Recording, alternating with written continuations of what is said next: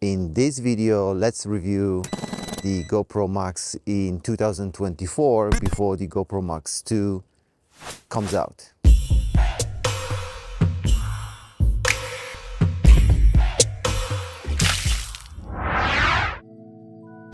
I think sooner than later we are going to see on the market the GoPro Max 2 being released by the GoPro, hopefully in this 2024 again year.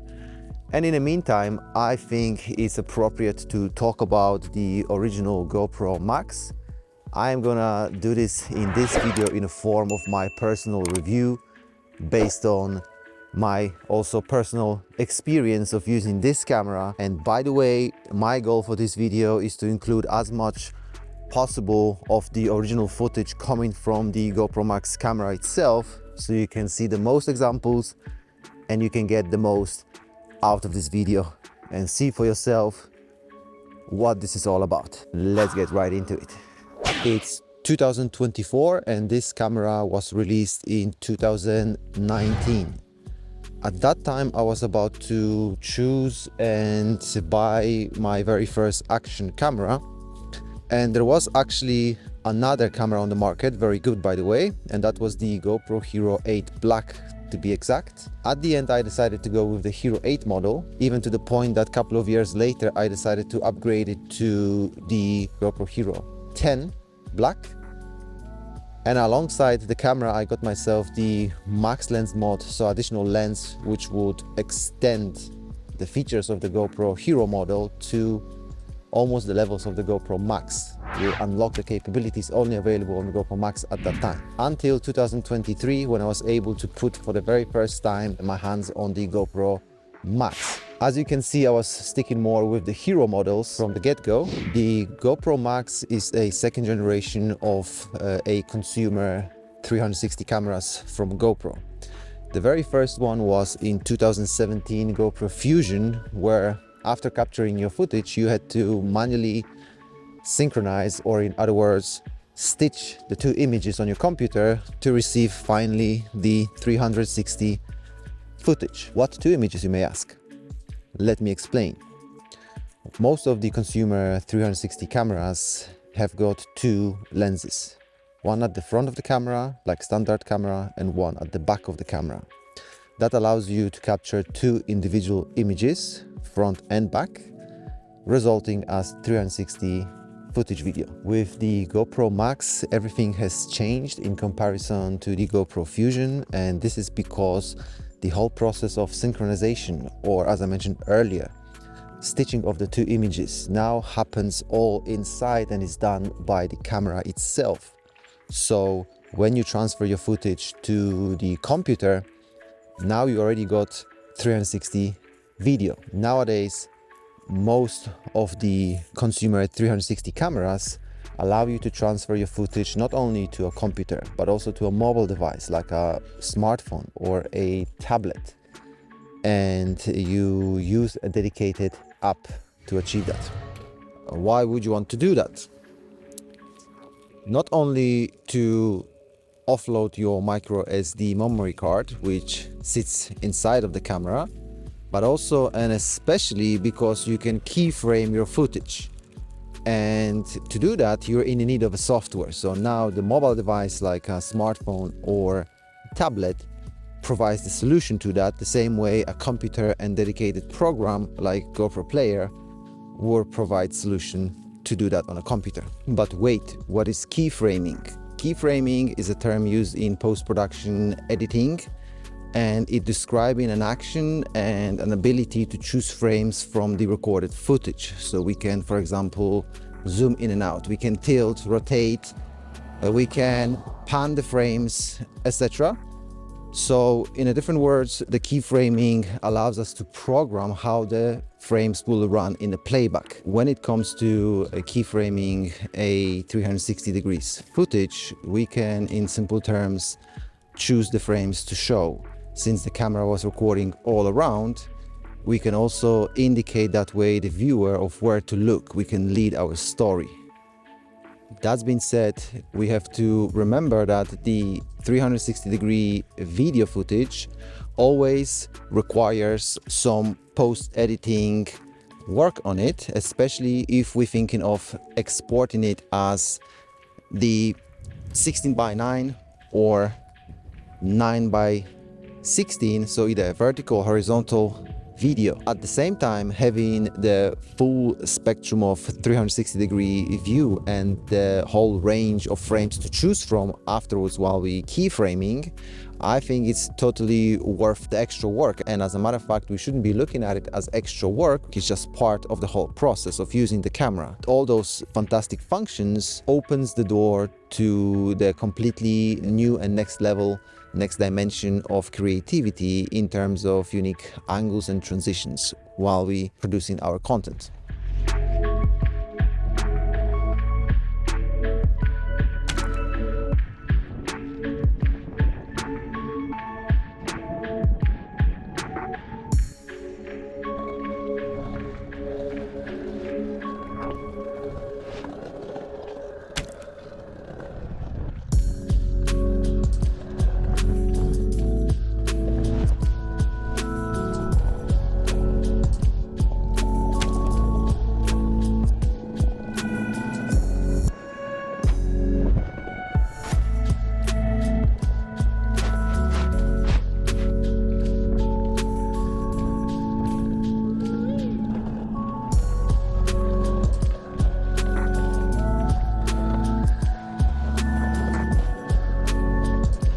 There are two ways of editing and exporting our recorded footage provided by the GoPro software. First way is that we can use GoPro Player on Mac, and the second way is that we can use iOS device like an iPhone or iPad and use an app called Quik. This app is also available on the Android devices, and recently GoPro has released the Mac version of the Quik app 2, so the desktop version. There are a few differences between these two ways of editing, so between OS and iOS operating system, so in essence between the computer version and the mobile version, which you should be aware of.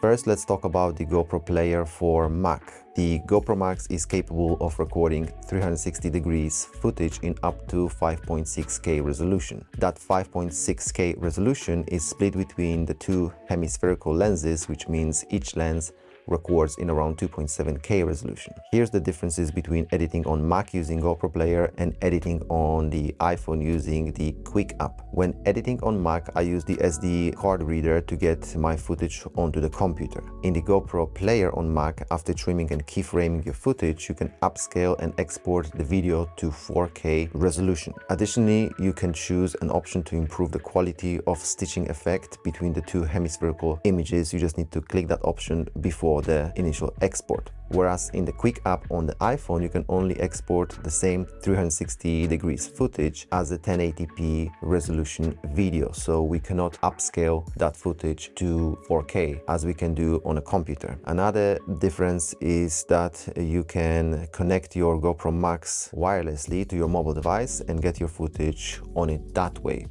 And GoPro Max is not supporting the Bluetooth connectivity, so the wireless connectivity on Mac. The GoPro Max has an additional ace up its sleeve. It allows you to access its second video mode called the Hero mode, where you can capture your footage using just one of the lenses. And yes, you can choose which lens you want to use at a given time. For example, you can choose the back lens and use the LCD screen at the same time to frame yourself or to frame your scene. Hence, the GoPro Max was advertised as two cameras in one. The Hero mode allows you to record in up to 1440p resolution since you're using just one lens in this mode. The GoPro Max has got more to offer in both video modes, and that is outstanding stabilization even in today's standards. You can be sure that your 360 footage always is going to have an amazing stabilization respectively to a mounting location of your camera. And what I mean by saying mounting location of your camera is that if the camera is mounted to or on something that moves, for example up and down, you are obviously going to see that up and down movement, but it is going to be perfectly stabilized and softened. In both of the video modes, you have the horizon lock option to turn on, which further aids the stabilization resolution results depending on your filming scenario. What I mean now by saying filming scenario is that if there is no visible horizon, the camera may flip the frame, but as soon as the horizon is seen, it will balance and level it perfectly. Let's not forget that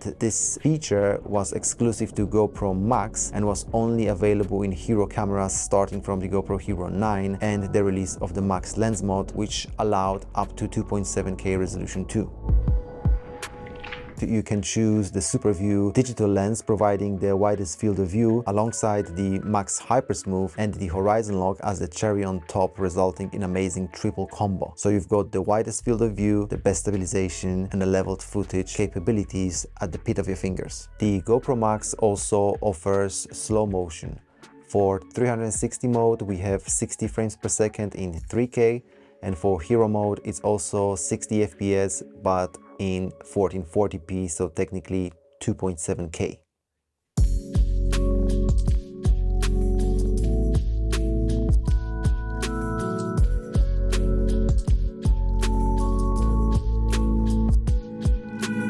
You can take photos with the GoPro Max both in 360 and Hero mode, giving slightly different results. In Hero mode, this camera allows you to take amazing panoramic photos, both horizontal and vertical. And yes, by choosing which lens to use, front or back, you can choose if you want to be in a photo or not while holding it in your hand. In 360 mode, you can take a photo with the ability to reframe it in post because the camera is capturing all around itself. Quickly coming back to the keyframing and using the GoPro software to post-edit your footage, I give you my first pro tip for this video. You can easily choose within the app between vertical or horizontal export of your 360 content, so both video and photo, regardless of the position of the camera pre and during filming. So you can choose 16:9 or 9:16 alongside many other aspect ratios. And how amazing is that?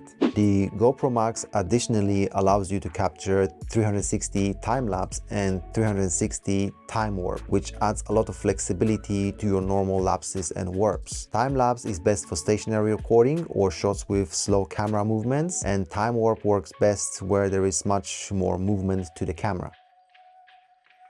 Let's talk about the audio coming from the built-in microphones of the GoPro Max.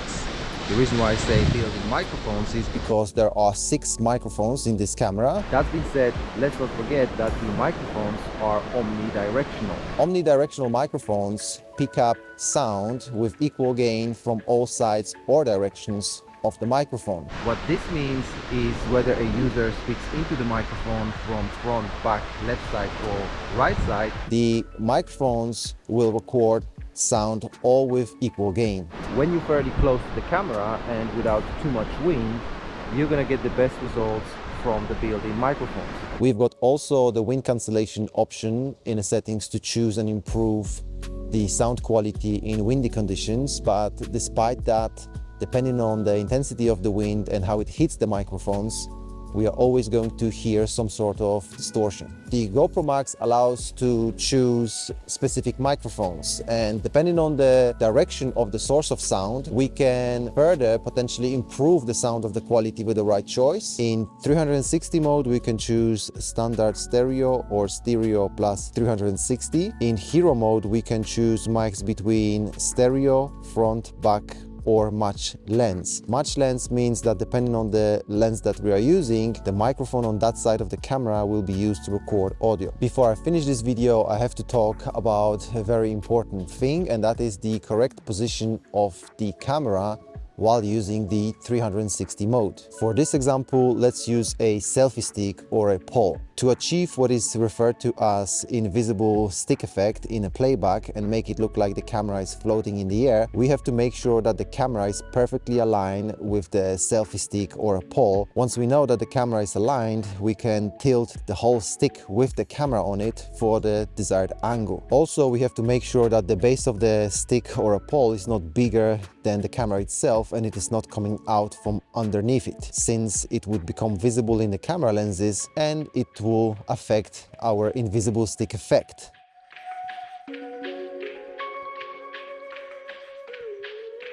To round it up, I have a pro tip for you in regards to using your GoPro Max in 360 mode, and that is to use this camera and treat it the same way you would use any other camera with just one lens.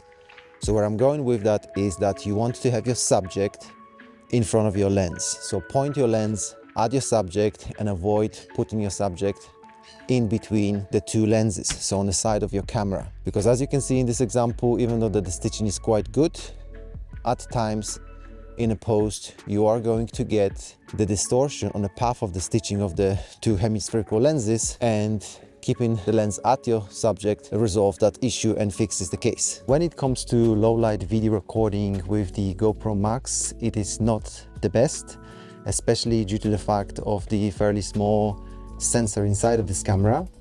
At the same time, it can be quite good if there is enough amount of lighting around. And like in this example, I'm going to be walking around through all these rooms and I'm using those indoor lights to brighten the scene. With camera lenses is like with our own eyes. That means when the lighting is limited, we start to lose the ability to perceive images with certain amount of details, and things can become a little bit grainy and a little bit washed out. In 360 mode, the low light capabilities of the GoPro Max can be quite good, potentially because of the two hemispherical lenses that we are using while filming in that mode, in comparison to just one lens when filming in the hero mode or using any other camera with just one lens. So having two hemispherical lenses allows more light into the camera sensor. The hypersmooth stabilization is affected by low light since the camera needs clear frames for the best results, and as an effect sometimes you can see the footage jittering in the playback. You can compensate and limit that effect by choosing manual camera settings like fixed frame rates for shutter speed, example 1/50 or even 1/100 when filming at 25 frames per second. When you accompany that with the ISO parameters also locked to a fixed amount, somewhere between ISO minimum 100 and ISO maximum like 800, or even in certain scenarios 1600. An alternative would be using a mechanical gimbal in a low light scenarios, but as we know, it is an additional piece of equipment to have on you and carry around, which also has to be used in a very specific way. So you need to implement your ninja style type of walking and movement. You need to be very precise with it. You have to bend your knees as you make your steps to get the best results.